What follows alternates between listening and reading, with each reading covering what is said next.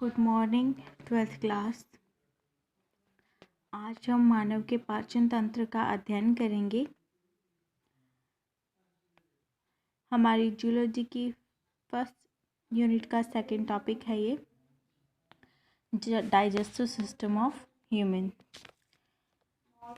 हम जो भोजन ग्रहण करते हैं उसे हमारी कोशिकाएं वैसे ही उपभोग नहीं कर सकती, उसे वैसे ही काम में नहीं लिया जा सकता। इसीलिए हम जो भोजन ग्रहण करते हैं उसके अंदर भोजन के जो घटक हैं बहुत ही जटिल प्रकार के होते हैं। तो शरीर का कोई ऐसा तंत्र होना चाहिए जो उस भोजन के जटिल घटकों को सरल भागों में तोड़ सके और उसको कोशिका के उपयोग के लिए सरल बना सके, कोशिका के उपयोग के योग्य बना सके।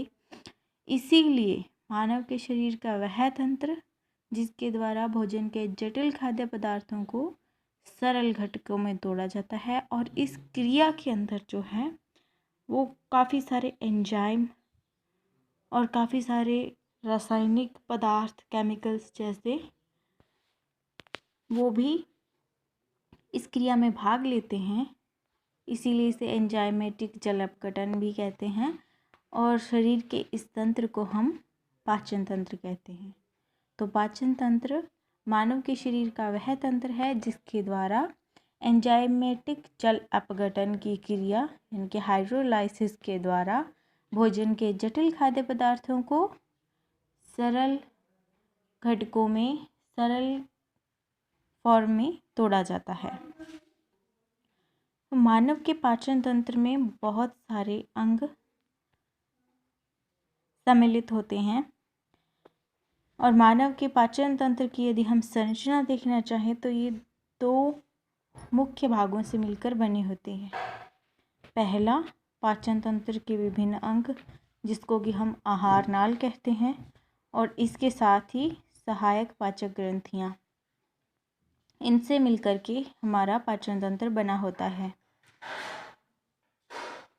पाचन तंत्र की संरचना का अध्ययन करेंगे तो सबसे पहले हम पाचन तंत्र के अंगों यानी कि आहार नाल का अध्ययन करेंगे। तो मानव की आहार नाल यानी कि एलिमेंट्री नाल की स्ट्रक्चर देखते हैं तो ये एक 7 से 8 मीटर लंबी नलिका होती है।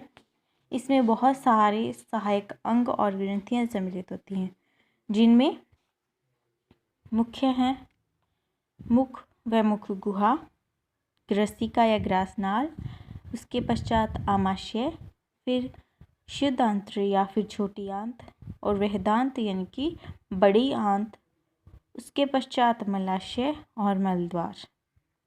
ये सब मानव की आहार नाल के अंग हैं। आहार नाल के पश्चात बहुत सारी सहायक ग्रंथियाँ होती हैं जो कि मानव के पाचन तंत्र का निर्माण करती हैं।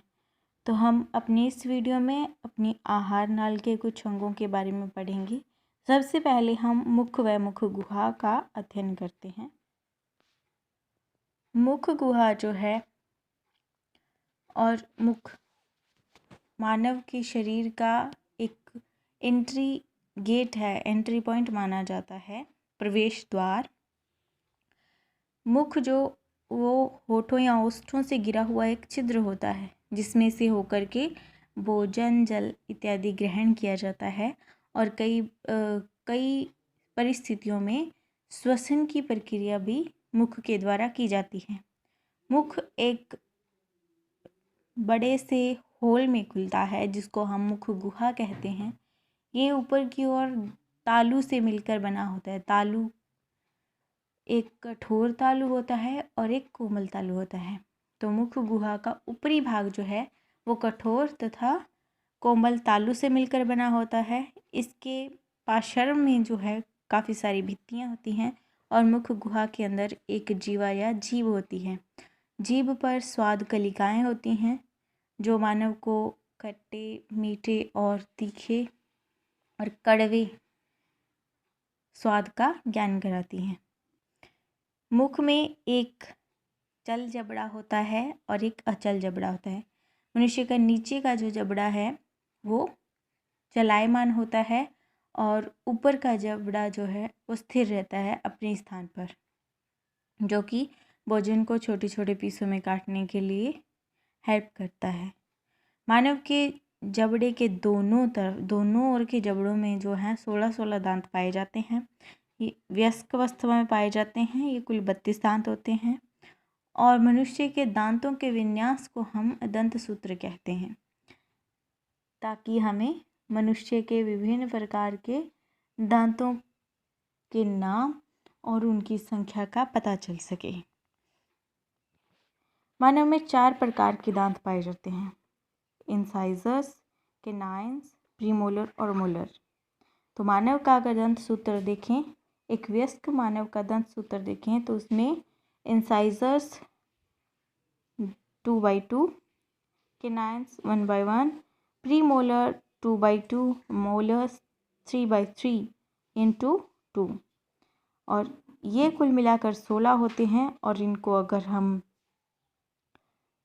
2 से मल्टीप्लाई करते हैं तो कुल 32 टीथ्स आते हैं। तो मानव में वयस्क अवस्था में कुल 32 दांत पाए जाते हैं।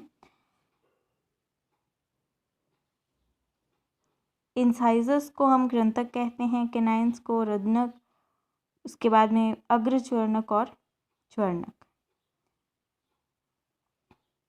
कृंतक, रदनक, अग्रच्वर्णक और च्वर्णक। मानव में यही दांतों का विन्यास होता है, इसे हम दंत सूत्र कहते हैं।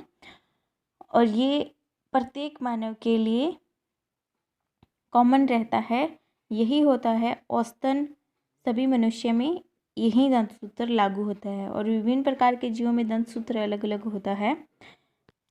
अब हम मानव की एक दांत की संरचना यदि देखना चाहें तो वो कैसी हो सकती है, हम अभी डायग्राम देख।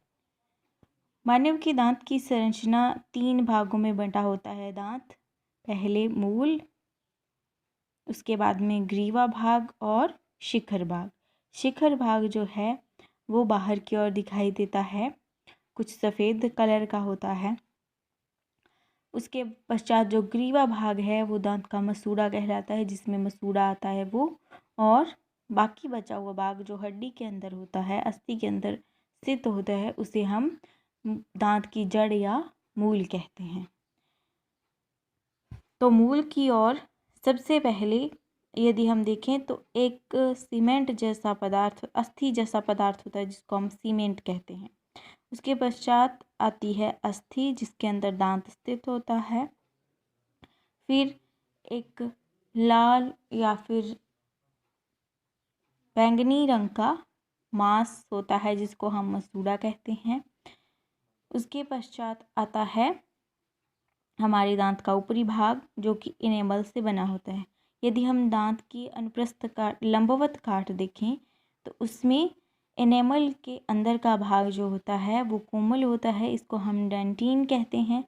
उसके पश्चात बहुत सारी रुधिर वाहिकाएँ और तंत्रिकाएँ आती हैं, उस भाग को हम पल्प कहते हैं।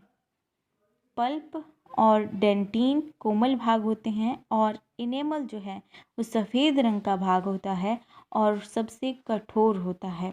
इनेमल दुनिया की सबसे कठोर वस्तु माना जाता है, डेंटल इनेमल यानी कि दंत इनेमल। तो ये है शिखर भाग, ये है ग्रीवा भाग जिसमें मसूड़ा आता है। उसके बाद में मूल या फिर दांत की जड़ आती है जो कि अस्थि के अंदर स्थित होती है। और काफ़ी सारी तंत्रिकाएं जो हैं वो मिल कर के मूल का रंध्र बनाती हैं, जिसका एक खुला भाग होता है जिस पर दांत की तंत्रिकाएं जुड़ी रहती हैं। तो ये है मनुष्य की एक दांत की संरचना।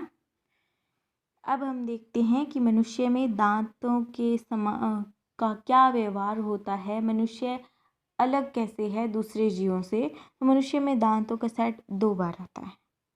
पहला सेट जो है वो उसमें 20 दांत होते हैं, जो कि छोटे बच्चों में आता है, 1-1.5 साल तक आना शुरू हो जाता है और उसके पश्चात वो 6 से 12 साल तक रहते हैं, उसके बाद टूटकर गिर जाते हैं। इन्हें हम दूध के दांत कहते हैं। और इसके बाद जो दांत आते हैं वो वृद्धावस्था तक रहते हैं, जिन्हें हम स्थायी दांत कहते हैं। स्थायी दंत सेट या स्थायी दांत। दूध के दांत 20 होते हैं लेकिन स्थायी दांत जो हैं वो 32 होते हैं। ये औसत है, सभी मनुष्यों में ये औसत संख्या निकाली जाती है कि दूध के दांत 20 होते हैं और स्थायी दांत 32 होते हैं वयस्क अवस्था में। और ये देखिए 2 बार दांत जब आए हैं मनुष्य में, इसीलिए हम मनुष्य को द्विबारदंती जीव कहते हैं। मनुष्य को द्विबारदंती जीव कहा जाता है क्योंकि उनमें दांत जो हैं वो 2 सेटों में आते हैं। एक सेट जो होता है वो 6 से 12 साल की आयु तक रहता है, उसके बाद टूटकर गिर जाता है। उसके बाद एक दूसरा दांतों का सेट आता है जिसको हम स्थायी दांत कहते हैं, वो उसके वृद्धावस्था तक रहते हैं या फिर मृत्यु पर्यंत भी रहते हैं, उन्हें हम स्थायी दांत कहते हैं। और इसी कारण जो दांतों के सेट 2 बार आए, इसीलिए मनुष्य को द्विबारदंती कहा जाता है। सो आई होप यहाँ तक का लेसन आपको समझ में आया होगा। आगे हम अपने पाचन तंत्र के विभिन्न भागों के बारे में पढ़ेंगे। अगर आपको यहाँ तक कोई भी समस्या है, कोई भी परेशानी है, तो आप हमें कमेंट कीजिए, हमसे कांटेक्ट कीजिए। Have a nice day. Thank you. All the best students.